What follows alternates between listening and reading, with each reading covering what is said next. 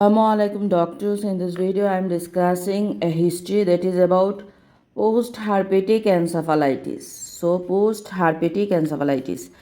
The chief complaints can be like that. 5 years old boy at the age of 2 years, he was admitted to the PICU and stayed there for 2 months.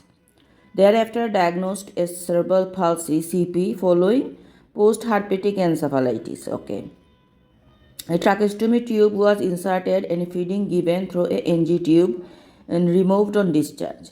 Now the mother is concerned about the increased stiffness and abnormal movements in his full body with regression in limb movement. So as usual, first we chief complaints analysis. Abnormal movement, onset, course or duration of this abnormal movement. Then describe the attack. Is it the first time or happened before 10 to 12 times a day? Okay, so first time or happened before.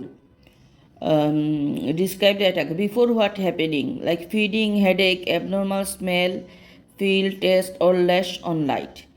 During how start, how is aborted, durations, eye rolling, tongue pitting, pee, poo, loss of control. Describe the movement, neck stiffness, arching of the back, facial deviation, loss of consciousness, weakness, if can occur in front of witness or even without witness. Any video recording, any pain or irritability during this abnormal movement. After any confusion, sleepy, weakness, or abnormal gait. Okay.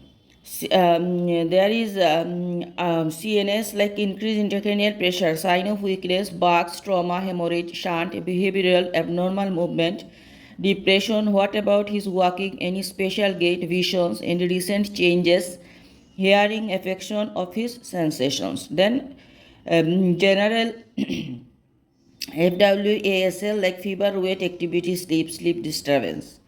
If chief complaint is vomiting, then onset, course and durations, anything make it better, anything make it worse.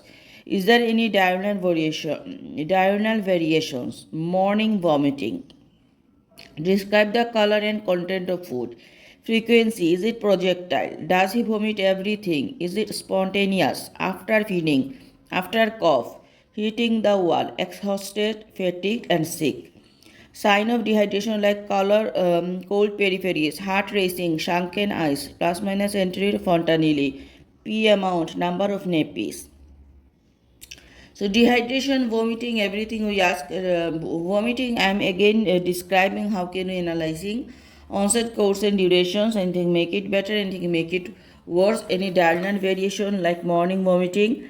Describe the color and the content of the food, frequency and projectile vomiting or not. Does he vomit everything?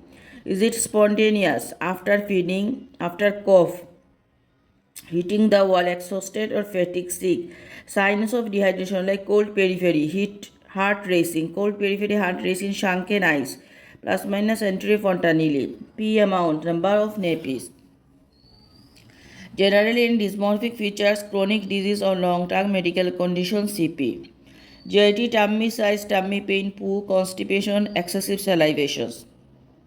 Nutrition regarding NG tube when inserted. After removal of it, can he feed normally?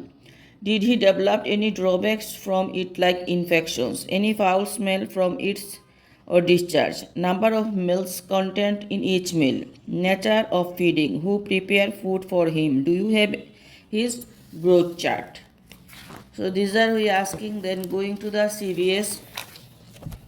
Any heart racing, awareness of heartbeat and blood pressure. Just about the recurrent buck, recurrent aspiration, musical sounds, chronic cough, sputum, recurrent earwax. Urinary pee control, color, anyone measure his blood sugar. Endocrine, thyroid, any swelling in the middle of the neck. Did he prefer certain weather? Numbness. MSK without the spots, bruises, swelling lumps, bone deformities or contractures and muscle pain. Any weakness. Hematology about the pallor, bruising, bleeding and the bug. Then past history 5T IOA, that is history of any previous conditions. What happened at the time? Where he was admitted in an ICU or ordinary ward? For how long? What did they give for him? Any investigation done at that time? What was the plan on discharge team? Medication, if not in the opening statement. Any drawbacks from these medications? Any drug label done recently? Who give him the medicine? Did you go for follow up regularly? So when we take the past history, in our history we find the child has 2 years back, he has some rashes, then herpetic, post herpetic encephalitis occur, and then cerebral palsy diagnosed that time. It is a known case of CP.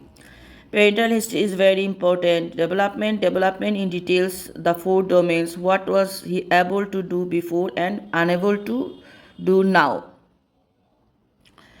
And vaccination, COVID vaccine or recent vaccinations, family history of similar condition, any developmental problems in the family, positive consanguinity, home, old pipes, old paints, home modification, social, psychological and financial issue of the family. Did you receive any social support, any health insurance, emergency card plan, easy access to hospital? School, did he join school, mainstream or special educations? Anyone talk to you regarding educational healthcare plan? Impact on the child, on the family and on the other siblings. So cerebral palsy patients comes with abnormal movements. What are the DD we can keep? First of all, GERD, Sandifer syndrome. So Sandifer syndrome normally after feeding. We ask them before, during and after. So before, after, if eating, then it is Sandifer syndrome. Normally this history come. The new type of any seizure can be developed. Known case of seizure but non-compliant to the treatment. Pain from stiffness and straining from constipation.